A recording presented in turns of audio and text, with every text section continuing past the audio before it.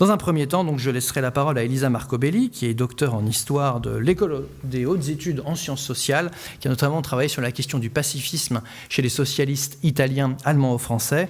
Et plus spécifiquement aujourd'hui, elle va donc nous parler donc des socialistes italiens et des révolutions de 1917. Je demanderai aux intervenants, nombreux, de respecter le temps de parole imparti, qui est d'environ 15 minutes. Enfin, pas environ 15 minutes, si je commence à dire que c'est environ, c'est le côté un peu la raideur relative et la... Voilà. S'évanouit, bien. Bonjour, je remercie déjà les organisateurs de m'avoir invité aujourd'hui, je suis très contente d'être là. Je parlerai des socialistes italiens face aux deux révolutions russes de 1917. C'est vers la moitié de mars 1917 que les nouvelles de désordre éclatés en Russie commencent à apparaître dans les quotidiens italiens. Même si les informations arrivent de manière vraiment très impressionniste dans un premier temps, les socialistes italiens, dans l'Avanti, semblent avoir saisi l'énorme portée des événements russes. Et ainsi, un article commentait le fait de février, le 16 mars 17. La guerre continue en faveur, on le croit, de la bourgeoisie libérale et maçonne triomphante. C'est pour cette raison que les journaux les plus réactionnaires d'Italie appuient cette révolution. Mais les drapeaux rouges levés par les prolétariats de Petrograd et les mitrailleuses sur les toits des maisons ont une signification différente. Il ne s'agit pas de l'adhésion des masses de la Russie ouvrière à la situation qui a été créée par l'impérialisme de tous les pays. Les socialistes italiens donnent leur adhésion avec enthousiasme à cette révolution dans un premier temps et avec les nuances que je vais exposer par la suite. La réaction du gouvernement italien, de son côté assez prudente au début, pour ensuite changer quand le gouvernement provisoire russe laisse entendre de vouloir continuer la guerre. Alors, la réaction des sphères dirigeantes italiennes est rapide et conséquente. Le 23 mars, Turati tient un discours au Parlement où il salue le nouveau régime en Russie et invite la Chambre à s'y associer. Boselli, qui est à ce moment le chef du gouvernement, se joint également au mot du leader du PSI. L'espoir est que, je cite, l'entrée du peuple russe parmi les peuples libres portera une victoire rapide contre les empires centraux. Mais cet espoir est vite démenti par la nouvelle d'un appel du Conseil des ouvriers et des soldats russes aux prolétaires de tout le monde pour qu'ils s'unissent au prolétariat de Russie pour détruire l'autocratie et faire cesser la guerre. Et c'est ce que les socialistes italiens attendaient. La révolution avait choisi la voie de la paix. Les articles qui paraissent sur l'Avanti en avril 1917 montrent que la confiance des socialistes italiens pour la révolution augmente de jour en jour.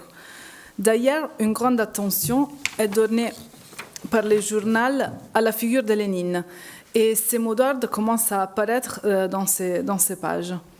Depuis Turin également, depuis les pages de Il Grido del Popolo, que c'est l'organe de la partie plus à gauche du Partito Socialiste Italiano, s'élèvent des voix enthousiastes pour Lénine et pour la révolution russe. Antonio Gramsci écrit « La révolution qui débouchera dans un régime socialiste est une révolution prolétaire, surtout parce qu'elle a ignoré le jacobinisme caractéristique de la révolution bourgeoise. » Les Russes n'ont effectivement pas, ainsi Gramsci, substitué la dictature d'un seul par la dictature d'un groupe. Et c'est là parce qu'ils suivent un idéal qui ne peut pas être l'idéal d'un petit groupe. La certitude de Gramsci dans la révolution socialiste russe est l'espoir de tous les socialistes italiens. Dans les mois entre février et octobre, on observe effectivement en Italie une unanimité complète du jugement de la part des socialistes. Il n'y a pas d'incertitude sur le caractère prolétaire de cette révolution. Turati lui-même déclare au Parlement d'espérer que la révolution supère d'un seul coup les deux phases de 1880 et de 1893. Les premières conséquences directes du février russe en Italie se traduisent dans les désordres et les grèves qui ont lieu en avril et en mai. Les désordres commencent notamment en Lombardie et en Emilia-Romagna à cause des questions de manque de riz. Et dans les centres industriels, on retrouve en général une certaine agitation qui débouchera ensuite dans les mouvements d'août de Turin, dont on reviendra, sur lesquels on reviendra bientôt. Giacinto Menotti Serrati, qui appartient à l'aile maximaliste du PSI, propose lors du congrès du parti qui se tient à Milan les 8 et le 9 mai que les partis se positionnent à la tête des mouvements de protestation pour obliger le gouvernement à sortir de la guerre et à accepter une paix immédiate. Mais le PSI ne se montre pas à l'auteur de ces tâches face aux événements en cours et rejette la proposition de Serrati. C'est cette attitude notamment qui engendre de fortes critiques de la part de l'aile intransigeante du parti à l'égard de sa direction.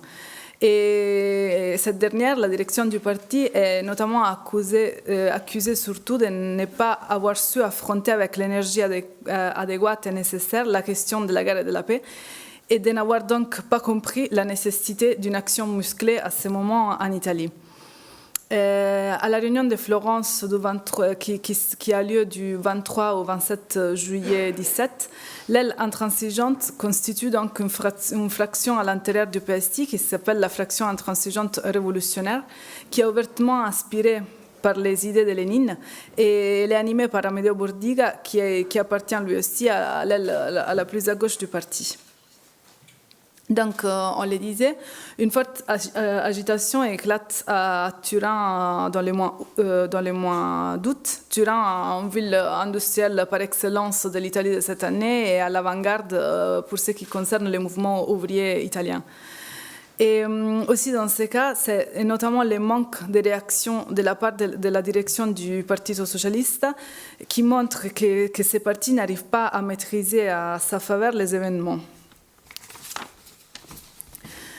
Cette agitation avait éclaté à Turin pour les raisons qu'on disait, parce que c'était une ville très industrialisée et avancée et développée du point de vue du mouvement ouvrier, mais aussi parce que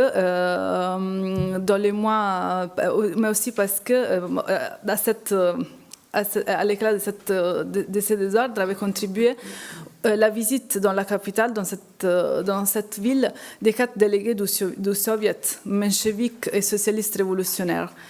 Ils étaient venus à Turin pour s'accorder avec les socialistes des pays de l'Entente au sujet de la conférence de Stockholm, dont il était question déjà longuement ce matin. Et une conférence donc, qui devait réunir les parties adhérentes à la deuxième internationale pour obliger les gouvernements à la paix sans annexion et sans indemnité. N'acceptant pas les principes de la paix séparée proposés par Lénine, les promoteurs de la conférence sont cependant favorables à la poursuite de la guerre jusqu'à la victoire sur l'Allemagne. Et c'est pour cette raison que ces 4 délégués du Soviet qui sont en Italie du 5 au 13 août sont bien accueillis pour des raisons différentes, tant par les gouvernements et les interventistes, qui sont donc pour la poursuite de la guerre, que par les PSI et par les travailleurs italiens, qui voient dans les 4 Russes les représentants du pays révolutionnaire. Uniquement les quotidiens El Grido del Popolo sortent de cet équivoque et se montrent en fait fortement sceptiques face à la mission des délégués russes.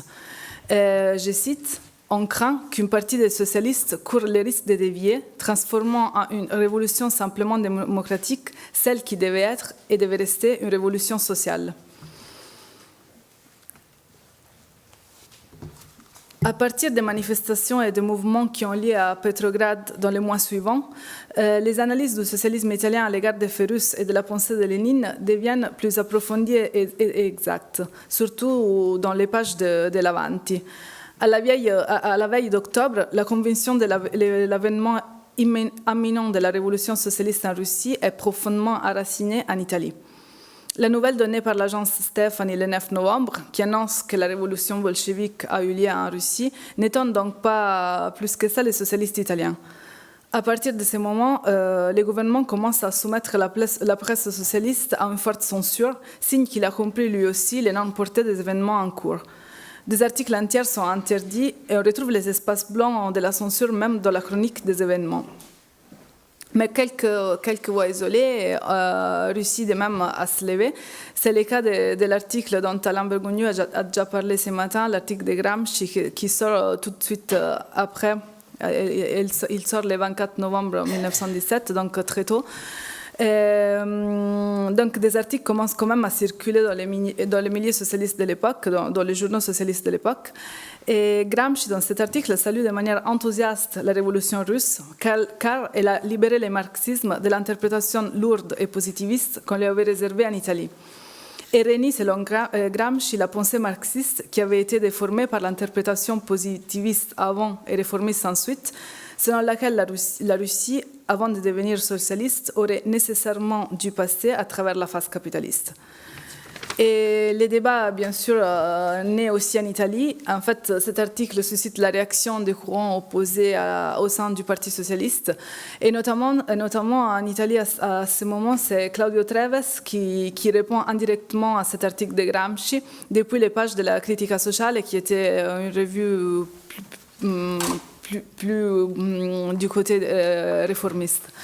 Selon Treves, tout accord avec Lénine est en fait impossible parce qu'il cherche à introduire le collectivisme dans une Russie arriérée économiquement et contre la volonté de la majorité du peuple, se servant en plus de la force armée des soldats qui sont désormais épuisés par la guerre et donc prêts à appuyer tout parti qui promettent une paix immédiate.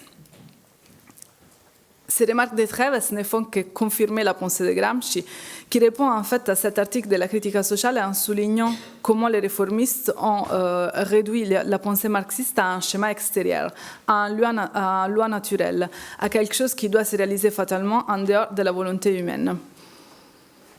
À côté de ça, entre le 21 octobre et le 2 décembre 1917, le journal La Vanguardia publie aussi 4 articles d'Amedeo Bordiga qui vont dans le même sens de ceux de Gramsci. Et ces articles, en fait, expliquent les caractères de la révolution russe, sont une analyse fine de la situation et donnent une vision complète et générale de la Russie à partir de l'avant-guerre jusqu'en novembre 1917. C'est donc certainement pas un hasard que ces premiers commentaires significatifs de la Révolution proviennent de ce courant du PSI qui, depuis le début, s'est montré capable de comprendre exactement la situation, ce qui n'avait pas été le cas chez les réformistes en Italie.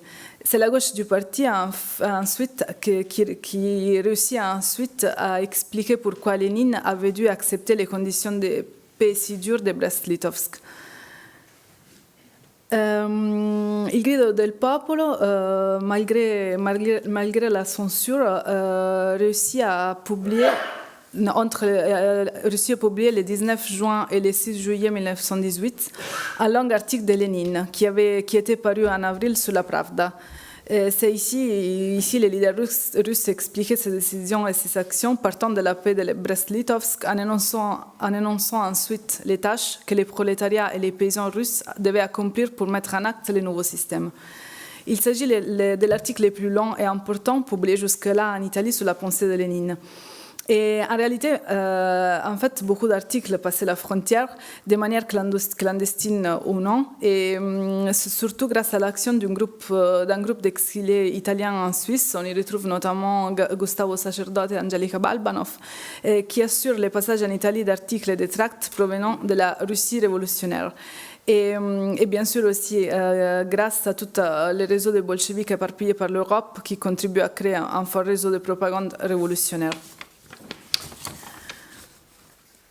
Comme je le disais, donc... je te vois. Non, je n'ai pas eu le temps de sortir ma petite pancarte. C'est parfait. Comme je le disais, donc, ces écrits qui passent les frontières clandestinement ne trouvent pas de place dans les journaux qui sont blanchis par la censure. Gramsci lui-même, dans ses articles sur la révolution russe, ne donne pas l'impression de connaître beaucoup plus de ce qui paraissait dans la presse.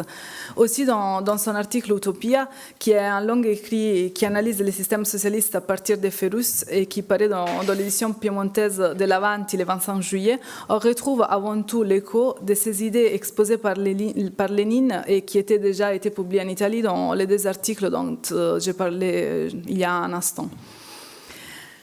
Et même si Gramsci donc montre dans cet article d'avoir déjà assimilé quelques-unes parmi les idées fondamentales de Lénine, sa position dans la hiérarchie du PSI lui nie la possibilité d'affecter directement la ligne politique générale du mouvement. Selon l'historienne Gabriella Donati Torricelli, le manque d'une interprétation théorique de ce type et sa réalisation pratique adaptée à la réalité nationale italienne laisse la voie ouverte à une vision mythique de la révolution russe. L'exaltation générique, qui n'est donc pas basée sur une vraie compréhension et analyse avec laquelle on présentera aux masses italiennes les quelques mots d'ordre léninistes qui arrivent officiellement en Italie, surtout au cours de l'année 1917, trouve donc ici ses origines. Merci beaucoup.